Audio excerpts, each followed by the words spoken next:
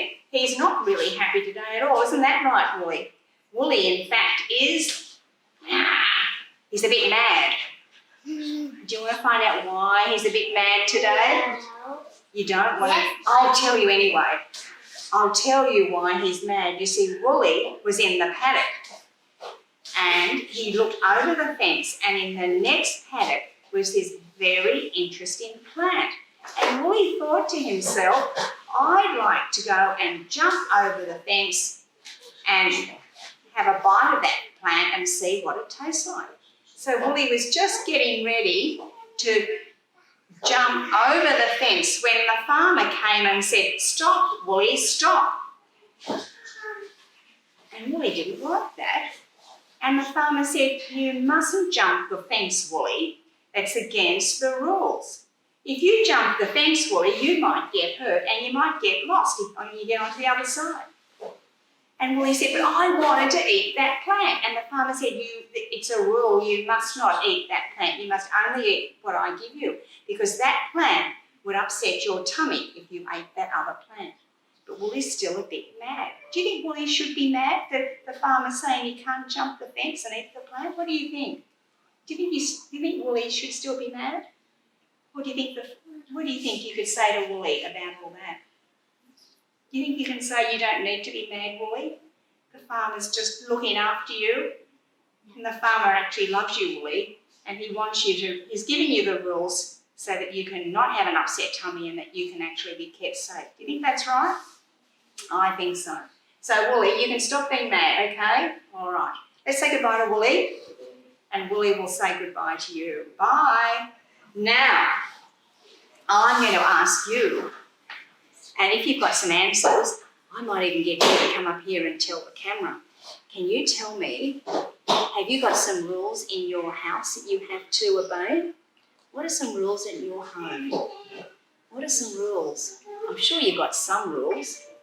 What do you think? You got any rules? What about, have you got rules about what time you go to bed? Are there rules about that? You don't. What time do you go to bed? 10 o'clock. 10 o'clock. Okay. What time do you go to bed? 8. 8. What about you, Liam? 3. 3 o'clock in the afternoon. Oh, that's a very nice time to go to bed. What about you, Aria? 10. What about you, Scarlett? What time do you go to bed? Do you know what time you go to bed? You're the first one in your house to go to bed at night? Or does Stephen go to bed at the same time? Let me think about, if you're sitting at the table and you're eating, are there any rules about that at your house, about when you're sitting at the table and eating? Are there any rules? Eating quick. What was that? Eating quick. Yeah. Don't fight at the table. Beg your pardon? Don't fight at the breakfast table. Don't fight at the breakfast table. That's a good rule, isn't it? Don't fight at the breakfast table. Have you got any rules about eating at the table? What's your rules?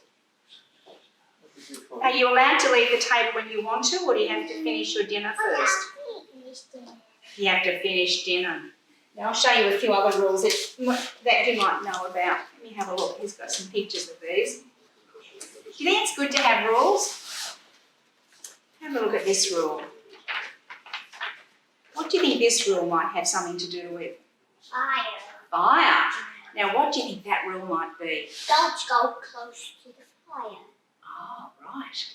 I think it might be. Don't play with the fire. You don't play with fire and don't play with matches, isn't that right? Because what happens if you do play with fire?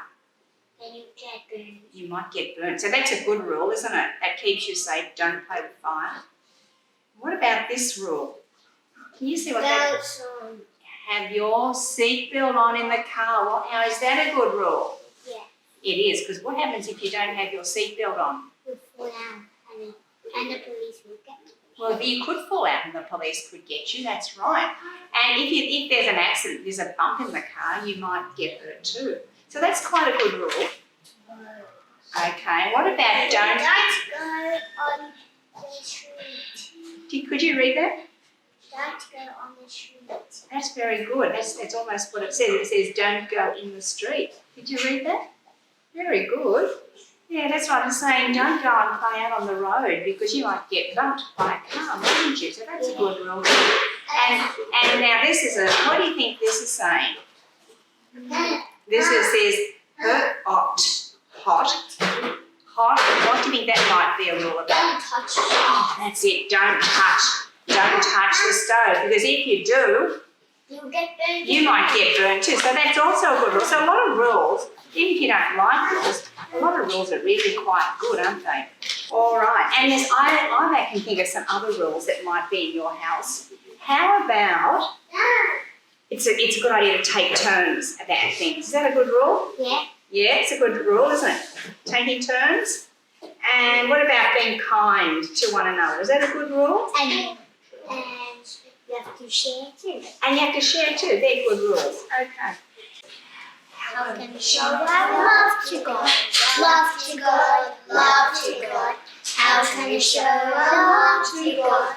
God can tell us.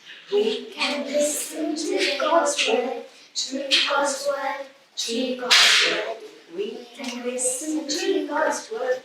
God's word tells us. Okay, now as I said, we've been learning about Moses, and this is from the book of Exodus, the second book of the Bible.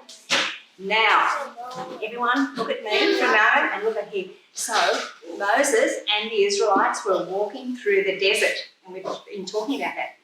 And eventually they came to this mountain, and this mountain is called Mount Sinai. And it was in the middle of the desert.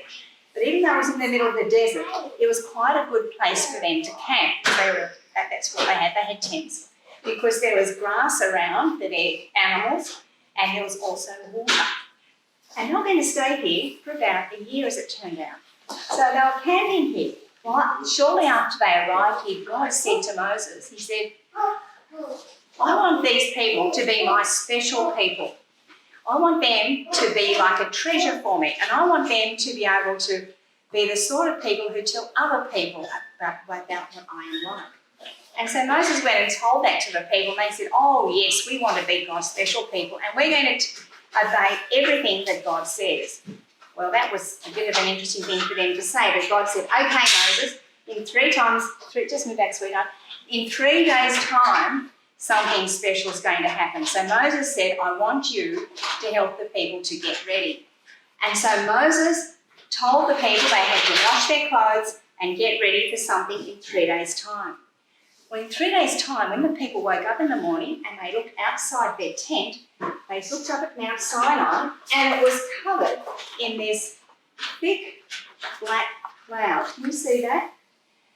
And it was like a storm was happening. There was no rain. There was thunder and there was lightning. Now, let me see where I've got my thunder and my lightning. I think it's in here.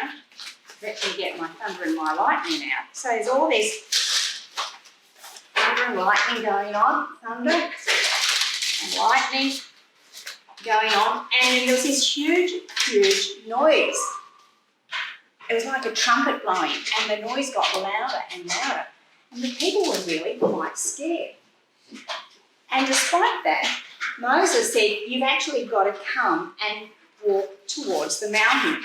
Now, Moses had actually done something else. He said, and don't forget that I've actually put some sort of limits. We don't know what the limits were, whether they were rocks or what they were, but Moses had put these limits around the mountain. When you get to the mountain, said Moses, you must not go up on the mountain and your animals mustn't go too. You've got to stay on this side of these limits. So Moses then led the people towards the mountain from their tents. So here's Moses leading the way.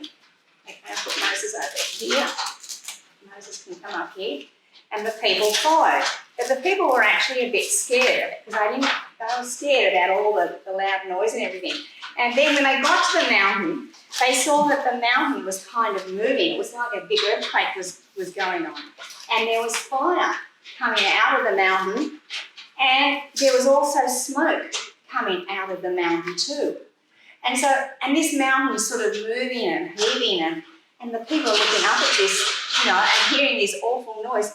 And the people were really scared. And the people said, and God spoke to Moses.